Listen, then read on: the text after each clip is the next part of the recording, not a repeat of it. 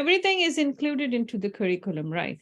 From the vision, starting from the mission and ending up to the education environment and everything related to, right? अच्छा, अभी मैंने आप लोगों के साथ एक आर्टिकल शेयर किया है, that is the curriculum diseases. Diseases तो हमारी क्लिनिकल साइड, हमारी मेडिकल साइड में बड़ी होती हैं. अब करिकुलम में भी कुछ डिजीजेस होती हैं. I want you to split you in groups. चलिए मैं 2 ग्रुप्स में इनको डिवाइड कर लेती हूँ. आप लोग ऐसे करें कि ये जो आर्टिकल मैंने शेयर किया है इसको रीड करें और इसमें एडिशनली 2 या 3 डिजीजेस ऐड करें, कोई भी, any 2 or 3, right? So the time for this task is it's 10:13, 2:13 now. Actually I'm in the UK, so मैं उसके टाइमिंग्स के साथ चली. वहां तो 2:13 है ना? Yes, हाँ जी, 2:13 है. 13 है. Okay, so I will go for 2:13. So 2:13 है तो 2:30, 2:40 तक आप इसको पढ़ लें और इसमें कोई भी 2 या 3 डिजीजेस ऐड कर लें. ओके, ठीक है, मैं आपको डिवाइड कर रही हूँ ग्रुप में. जी ठीक है. ओके जी, चले. प्रेजेंटेशन, पावर पॉइंट प्रेजेंटेशन आपने बनानी है, ठीक है? 2 or 3 diseases you can add, जी ठीक है. Whatever comes in your mind. आप लोग शेयर करें. Who will share? शेयर हो रहा है जी जी, हाँ हो जी. गया. तो should I discuss? Yes, please. Okay, ma'am. We have discovered or invented, you can say, 3 more diseases of the curriculum, namely curricular schizophrenia, curricular stroke, and curricular malnourishment. So one by one, curricular schizophrenia can be like it's psychiatric schizophrenia when you lose control over the curriculum.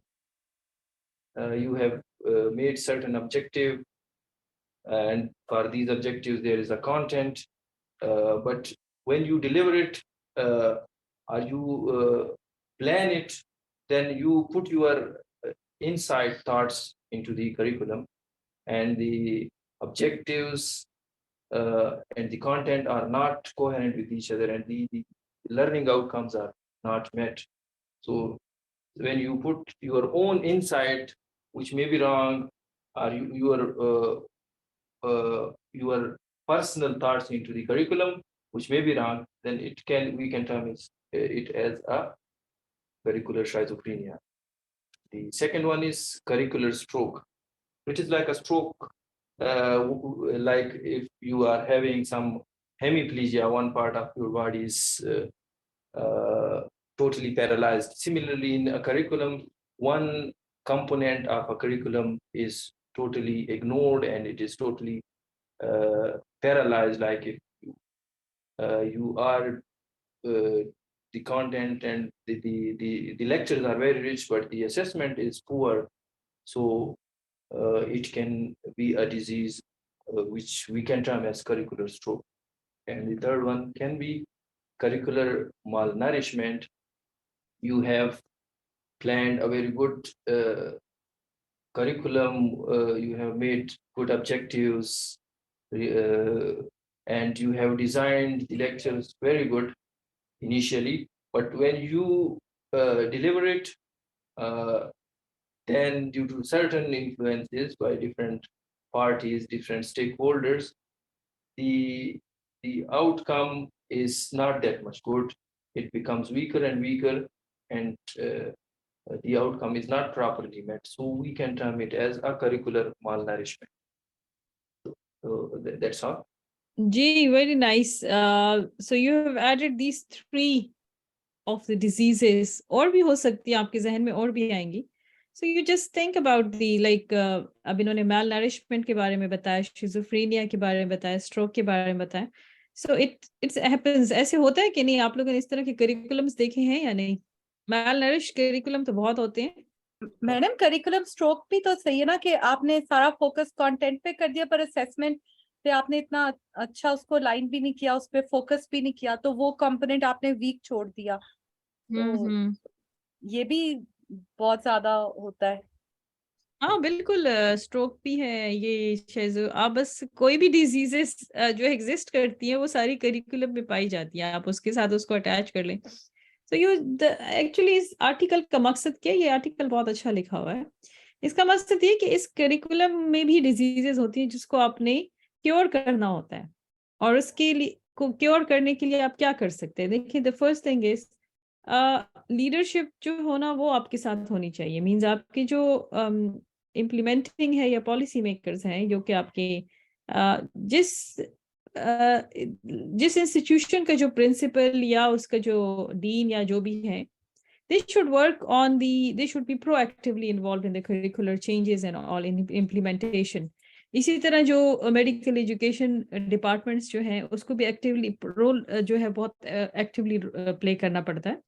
And उसका काम ये होता है कि आप सबको साथ में मिला के चलें, लाइक सारी फैकल्टी को, सारे प्रिंसिपल, उनको साथ में मिला के चलें। तो इस तरह की फिर प्रॉब्लम्स नहीं होती, बिकॉज समटाइम्स होता है ये कि वो अपने तरीके से बहुत अच्छा बना लेते हैं लेकिन फैकल्टी की अवेयरनेस नहीं होती, जिसकी वजह से ये प्रॉब्लम्स आते हैं। So you need to let your faculty very much aware about the situations की, ये सिचुएशंस हैं, और उसको पहले बताएं कि ये चीजें हैं क्या। उसके बाद अगर वो इस तरह, फिर डेफिनेटली जब किसी को अवेयरनेस नहीं होती तो वो फिर इस तरह की प्रॉब्लम्स आ जाते हैं करिकुलम में, राइट। चलिए, वेरी गुड जी, एक्सीलेंट। नेक्स्ट प्रेजेंटेशन जी, ग्रुप नंबर 2। जी मैम, अस्सलाम वालेकुम। वालेकुम अस्सलाम व रहमतुल्लाहि व बरकातुहू। ओके जी, मैम, आप आर्टिकल जो हमने देखा था वो तो काफी बड़ा था। हमने फिर नेट की मदद और उससे थोड़ा देख के डॉक्टर पाकीज़ा ने हेल्प की। तो फिर हमने ये वो है 9 डिजीजेज जो आपने आर्टिकल भेजा था उसमें उसकी समरी जो है वो ये थी। उन्होंने एक सरकास्टिक वे में उनको डिजीजेज, प्रॉब्लम्स को डिजीजेज का नाम दिया है इन्होंने आर्टिकल के अंदर। ये करिकुलर डिजीजेज जिसको हम कहते हैं। तो हमने जो भी इसमें से निकाली है अपार्ट फ्रॉम दीज, तो वो नंबर 1 पे है रेलेवाइटिस। आवाज आ रही है मेरी सबको?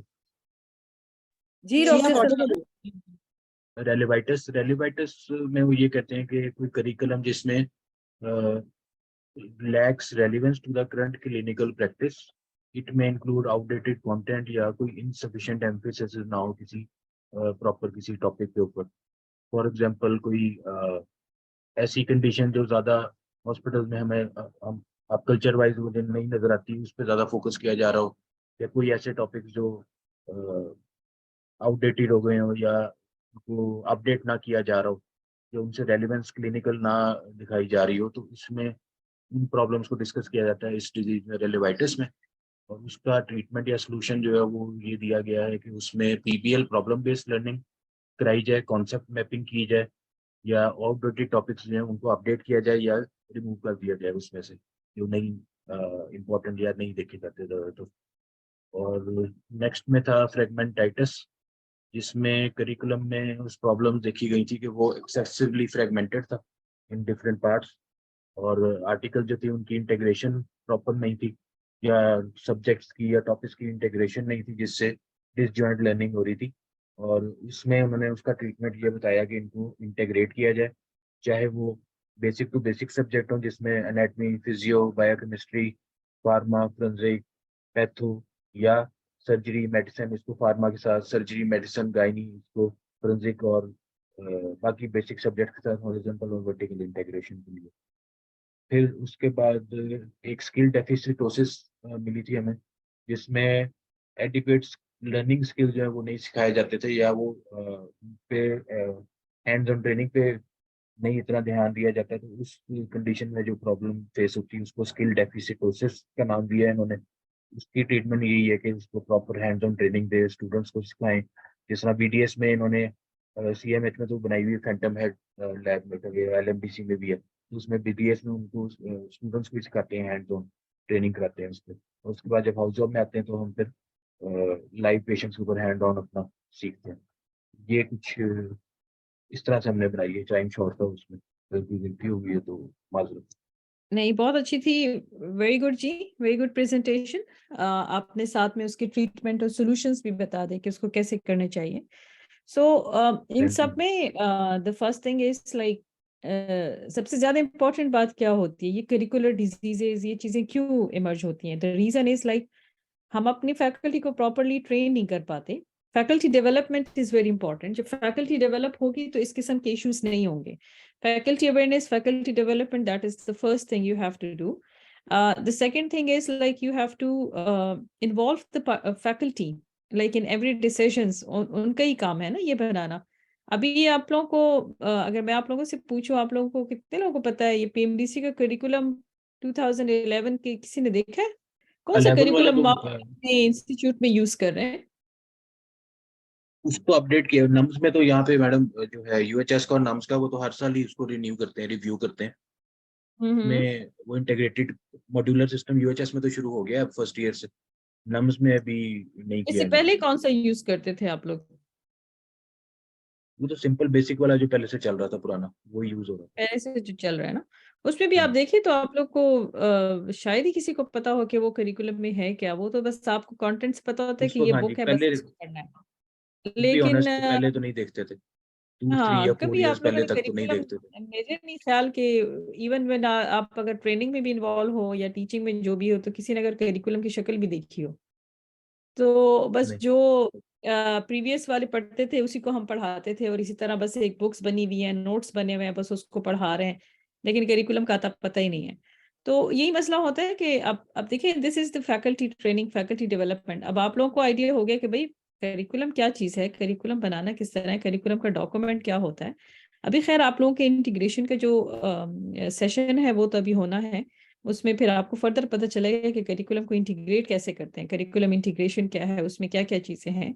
लेकिन ये जो करिकुलर डिजीजेस हैं, इसमें ये डिजीजेस इसी वजह से इमर्ज होती हैं, बिकॉज ऑफ द रीज़न कि ना हमारी हैंड्स ऑन प्रैक्टिस है, हैंड्स ऑन ट्रेनिंग है, ना फैकल्टी डेवलपमेंट। अब तो खैर मेडिकल एजुकेशन की साइड से फैकल्टी बहुत हद तक ट्रेन हो गई है। द अदर थिंग इज कि आपकी जो मेडिकल एजुकेशन डिपार्टमेंट है उसको एक्टिवली इस चीज़ में इन्वॉल्व होना चाहिए कि वो इन चीज़ों की तरफ आए। आपके करिकुलम को लाइक करिकुलम कमेटीज होनी चाहिए। आप लोग के कितने आप लोग के इंस्टीट्यूट्स में करिकुलम कमेटीज हैं? जी मैम मैम है। सीएमएच में है, यस लाहौर में भी है। आप लोगों में से कोई करिकुलम कमेटी का हिस्सा है? सारे ही है मैडम, ये सारे ही जी होंगे, सारे ही है मैडम, सारे ही सब है सारे रिव्यू करिकुलम। तो करते हैं मैडम, देखते भी हैं, लेकिन इम्प्लीमेंट तो है वो नम्स नहीं करना है। एक डॉक्यूमेंट तो हम आप देखते लोग हैं के जो हर पास इस साल आता है। तरह की, आप लोगों ने ये जो अभी दो तीन डिजीजेस डिस्कस हुई है जो मैंने आर्टिकल आपको दिया है, उसमें से कौन सी सबसे ज्यादा आपको लगता है कि बहुत कॉमनली हर जगह पे होती है, आपको नजर आती है कि ये चीज तो हर जगह पे कॉमन ही है? अभी अगर तकरीबन आप अपने सारी ही है, करिकुलम का सोचे तो ऑलमोस्ट सारी ही है। ऑलमोस्ट सारी हैं। हाँ तो ऑलमोस्ट सारी मैडम ही है। करंट करिकुलम तो काफी हम उसको इंटीग्रेट करने की कोशिश कर रहे हैं, सारी जो हमारी मेडिकल यूनिवर्सिटीज हैं। लेकिन अगर हम अपने ट्रेडिशनल बेस्ड करिकुलम को देखें जिसमें से हम लोग ग्रेजुएट किए थे, तो वो तो टोटली एक पैथोलॉजिकल करिकुलम था। अच्छा, तो वही बात है ना कि अभी तक तो मैडम आप म्यूट हो गए हैं। ऑलमोस्ट सारी डिजीजेज हैं, मगर इनकी एक्सटेंट थोड़ी कम हो गई है पहले से। करिकुलम डेफिनेटली इम्प्रूव हुआ हाँ, ये बात है कि अभी काफी, और है, उसकी एक्सटेंट इम्प्रूवमेंट की कम हो रीजन गई क्या है। है? और इम्प्रूवमेंट की रीजन क्या है? इम्प्रूवमेंट की रीजन मैडम एक कंटिन्यूअस प्रोसेस है, मीटिंग्स का, एक दूसरे की अंडरस्टैंडिंग का, और integration both horizontal and vertical. So the main thing is और like faculty development and awareness. और awareness madam specially related to medical education. Exactly, जो जो पहले awareness है लोग ना थे, उसमें- पहले हाँ लोगों जी, को मेडिकल एजुकेशन की इतनी अवेयरनेस नहीं थी। वो लोग जो भी एक ट्रेडिशनल वे था मेडिकल एजुकेशन का, बल्कि उनका एक अपना एक तरीका था, जो भी सही था या गलत था, they used to stick to that. और अभी जरा हम्म। मेडिकल एजुकेशन की वर्कशॉप्स, और मैं उस वर्कशॉप से भी ज्यादा ये कहूँगा कि जो डिस्कशंस होती हैं, जो मीटिंग्स होती हैं, उनमें एक दूसरे की अंडरस्टैंडिंग और इंटीग्रेशन की वजह से सूरत हाल काफी बेहतर हो गई है। We exactly have exactly. improved a तो lot इसमें। हाँ देखिए, हमें अभी पहले अपने करिकुलम का पता ही नहीं था। जो पीएमडीसी करिकुलम बहुत पहले, जो आप लोग के कितने हर एक के ऑब्वियसली टीचिंग में कितना टाइम हो गया होगा, तो क्या आपको पहले पता था कि पीएमडीसी का कोई करिकुलर डॉक्यूमेंट भी है 2011 का या 2005 का? बस वो जो हमने पढ़ा था बस उसी स्टूडेंट्स को भी पढ़ा रहे, लेकिन कुछ पता ही नहीं कि करिकुलर डॉक्यूमेंट में होता क्या है। सो विद द मगर पैसेज ऑफ टाइम, और जैसे आपने अभी बात की कि इतनी फैकल्टी डेवलपमेंट प्रोग्राम्स की वजह से, अवेयरनेस की वजह से ये चीजें जो है, तो अभी वी नो अबाउट कि जी ये एक प्रॉब्लम है, उसको कैसे सॉल्व करते हैं, even we have the solutions now. अभी वो अवेयरनेस आ गई। So the main thing is जितनी भी करिकुलर डिजीजेस हैं, आप सबसे फर्स्ट स्टेप जो है अपनी फैकल्टी को ट्रेन करें एंड फैकल्टी को इन्वॉल्व करें। Faculty training is the first step, faculty development is the first step to make your faculty aware about the issues. उसको पता होना चाहिए कि अगर ये इशू है तो इसका हल क्या है, उसको पहले बताएं कि ये क्या चीज है। मेडिकल एजुकेशन से, जैसे आपने कहा कि अभी मेडिकल एजुकेशन की वजह से अब ठीक है, ये प्रॉब्लम्स शायद बहुत पुरानी थी लेकिन अभी इतनी नहीं रही, काफी जगहों में चेंजेस आ गई हैं, अभी ये चीजें इतनी नहीं रही, अवेयरनेस आ गई है, फैकल्टी डेवलपमेंट हो रही है, आप लोग जैसे आप लोगों की हो रही है, तो इस तरह ये चीजें सॉल्व होती जाएंगी। So any other question related to this article और करिकुलर डिजीजेस? मैडम जो सेंट्रल लेवल है ना पीएमडीसी का, प्रोबेबली उधर शायद जो डॉक्यूमेंट 2011 से पहले का अवेलेबल था ना, आई थिंक अभी तक वही है। ये जो आप इम्प्रूवमेंट की हम इस वक्त बात कर रहे हैं, probably that is more at the level of institutions या यूनिवर्सिटीज के लेवल पे, जिनके साथ इंस्टीट्यूशंस जो है वो एफिलिएटेड है। प्रोबेबली ये जो इम्प्रूवमेंट है ये वहां तक आई है अभी। ये एक्चुअली सेंट्रल लेवल पे पहले आनी चाहिए थी, then it should have trickle down to the institutional और कॉलेज लेवल, जो यूनिवर्सिटीज के लेवल पे। मगर जो ये जी इट बिल्कुल। Has gone other way around. हाँ लेकिन इतना हो गया कि उन्होंने ये मेडिकल एजुकेशन को थोड़ा बहुत अब मैंडेटरी कर दिया, सर्टिफिकेट कोर्सेज कर लिए, इसकी वजह से भी फैकल्टी काफी हद तक ट्रेन हो रही है, एटलीस्ट उनको पता चल रहा है कि मेडिकल एजुकेशन और ये करिकुलर और ये चीजें हैं क्या, उन्होंने एटलीस्ट इतना कर लिया। बाकी उन्होंने यूनिवर्सिटीज को इख्तियार दिया कि आप करिकुलर डॉक्यूमेंट्स बनाएं। अब यूनिवर्सिटीज का जो है ना उसका सबसे मेजर रोल है। अब अगर आप हमारे जहाँ पे मैं I am working in Khyber medical university Peshawar, तो उसको हमने वहाँ पे हमारे पास 25 प्लस मेडिकल कॉलेजेस हैं, public sector and private sector in KP. तो उसमें हमने फर्स्ट ईयर से लेके फाइनल ईयर तक पूरा इंटीग्रेट किया हुआ है। हमने 2017 से स्टार्ट किया इंटीग्रेटेड करिकुलम, और फर्स्ट ईयर से लेके फाइनल ईयर तक हमने पूरा इंटीग्रेट कर दिया पूरे इस 25 प्लस इंस्टीट्यूशंस में, जो कि बहुत ही मुश्किल काम है कि आप एक सूबे के लेवल तक आप मेडिकल कॉलेजेस में उसको इम्प्लीमेंट करें। तो वो हमने किया। तो यही बात है कि यूनिवर्सिटीज को भी एक्टिवली इसमें इन्वॉल्व होना चाहिए। I don't know why UHS इतना पीछे क्यों वो हो गया, उनको भी अभी मेरे ख्याल से उन्होंने भी शुरू किया हुआ है, यूएचएस और बाकी यूनिवर्सिटीज ने भी किया हुआ है। यूएचएस दे हैव और स्टार्टेड वर्क ऑन दैट। जी जी यूएचएस और नम्स दोनों ने शुरू किया हुआ है, और they are doing it very actively, especially NUMS जो है। मगर यूएचएस की भी मीटिंग्स और सारा कुछ तो है, मगर जो मैं बात कर रहा था पीएमडीसी के लेवल पे, it should have been done by PMC और पीएमडीसी लेवल, जो आपको सारा कुछ रेगुलेट कर रही है। चाहे यस ये है कि उस लेवल पे हो जाए ना सेंट्रल, तो फिर ये कि सब वो बाउंड हो जाते हैं, उसको फिर फॉलो करते हैं ना। इस तरह मतलब एक सेंट्रल लेवल पे एक मेन वो कुछ बन जाए तो फिर ज्यादा अच्छी बात है, होनी तो इस तरह चाहिए। लेकिन मेन फ्रेमवर्क मैडम जो है वो पीएमसी या पीएमडीसी को देना चाहिए, और यूनिवर्सिटीज उसकी फर्दर डिटेल अपने कॉलेजेस को दें और इंस्ट्रक्शंस दें, और फिर इंस्टीट्यूशनल लेवल पे चीजें डेवलप हो। Although it is going other way around, universities भी कर रही हैं, मगर इंस्टीट्यूट्स जो हैं they are doing it in a better way, अभी जो इंडिविजुअल कॉलेजेस हैं या बाकी। जी जी जी बिल्कुल। डॉक्टर दानिश, आपका स्टूडेंट भी रह चुका हूँ। Danish physiotherapy currently I'm post-graduate medical education। आपकी बात से मैं एंडोर्स करूंगा, लेकिन यूनिवर्सिटीज का ये जो केएमयू ने किया था ये तो काफी मेडिकल कॉलेजेस में इम्प्लीमेंट भी हो चुका है। लेकिन डॉक्टर साहब की बात भी सही है कि पीएमडीसी लेवल पे एक फ्रेमवर्क करना चाहिए, क्योंकि यूएचएस लाहौर में कर रही है और बाकी बोलान के साथ आप लोगों ने बोलान यूनिवर्सिटी के साथ। आपकी आवाज बहुत स्लो आ रही है दानिश। अभी आ रही है? अभी ठीक है। हाँ ये बोलान के साथ आप लोगों का तो एमओयू वगैरह वो हुआ है, बाकी भी होना चाहिए, या सेंट्रल लेवल पे भी एक चीज इस तरह की आनी चाहिए कि जो मेडिकल एजुकेशन का जो कैरिकुलम है MBBS का, वो ऊपर से भी आए, फ्रेमवर्क ऊपर से भी डेवलप हुआ ऐसे PMDC लेवल पे। वैसे 2011 और 5 का तो जो था वो तो बहुत ही सिंपल कैरिकुलम था और वो तो सारी डिजीज बेस्ड था, सब्जेक्ट पॉलिटिक्स के साथ। वो तो आप लोग हाँ ठीक है, लेकिन अभी एक्चुअली ये हमारी जो वो है रेगुलेटरी बॉडी, वो तो अभी जरा सेटल डाउन हो जाए ना।